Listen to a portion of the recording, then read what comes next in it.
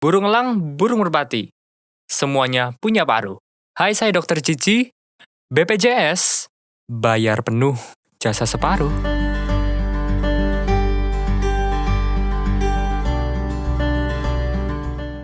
Subscribe dulu teman-teman, kalau teman-teman belum melakukan itu, klik tombol di bawah, aktifkan juga loncengnya supaya teman-teman dapat notifikasi kalau ada video terbaru dari saya. Oke, sebelumnya, disclaimer dulu, BPJS bukan yang tadi ya. BPJS adalah badan penyelenggara jaminan sosial, walaupun kadang-kadang ada yang ngalami jasa separuh itu ya.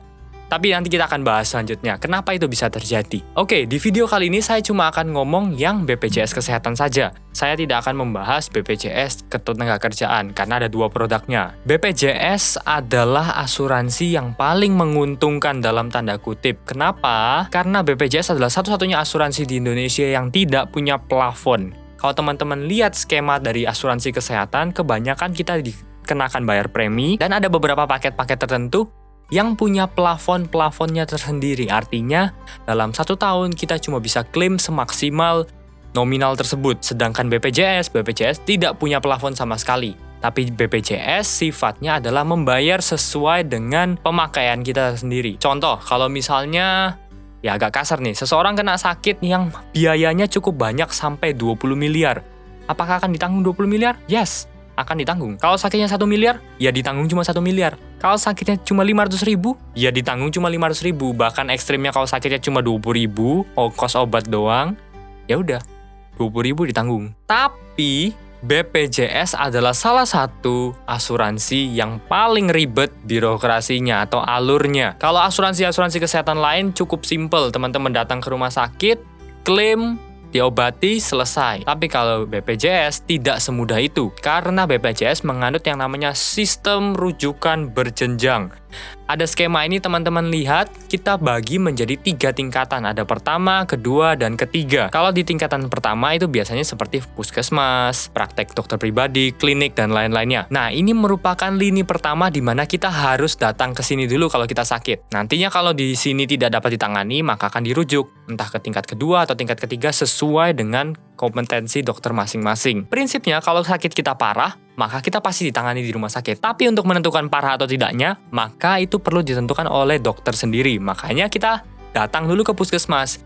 Dokternya menentukan, oke, sakitnya parah, maka kita harus dirujuk. Kita dapat surat rujukan dan kita bawa ke rumah sakit supaya kita dapat ditangani di rumah sakit. Kalau teman-teman langsung datang ke rumah sakit aja, ada kemungkinan teman-teman bisa ditolak karena ternyata sakitnya tidak parah. Bagi teman-teman mungkin ngerasa kondisinya gawat, tapi ketika sampai di rumah sakit, dokter mengevaluasi dan ternyata tidak gawat dan tidak masuk kriteria BPJS, maka tidak bisa dilayani. Nah, ada satu lagi poin dari BPJS, yaitu penanganan kegawat daruratan. Nah, ini yang mungkin sedikit bingung antara non-medis dan medis. Aku jelasin singkatnya. Prinsipnya BPJS adalah semua kasus kegawat daruratan atau semua kasus yang mengancam jiwa itu akan langsung ditangani. Jadi kalau misalnya teman-teman mendapatkan ada seorang yang tiba-tiba nggak sadar, pingsan, stroke, kena sakit jantung, kena sakit paru-paru, sesak, sampai mau mati, atau misalnya diare terlalu parah sampai lemes, sampai pingsan, kejang,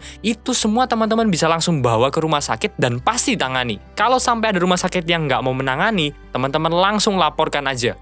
Karena itu berarti rumah sakit yang tidak sesuai protap BPJS. Simpelnya, kalau teman-teman mau ingat, semua penyakit yang mengancam jiwa, itu pasti akan ditangani oleh BPJS dan langsung ditangani di unit gawat daruratnya atau IGD rumah sakit. Nggak peduli mau dimanapun. Teman-teman BPJS di Jakarta, lagi di Surabaya, terus ngalami kondisi seperti itu mengancam jiwa, langsung ke IGD rumah sakit pasti di cover. Semua yang mengancam jiwa. Hati-hati dengan nyeri perut teman-teman, karena nyeri perut ini terbagi menjadi 2. Ada yang mengancam jiwa, ada yang enggak.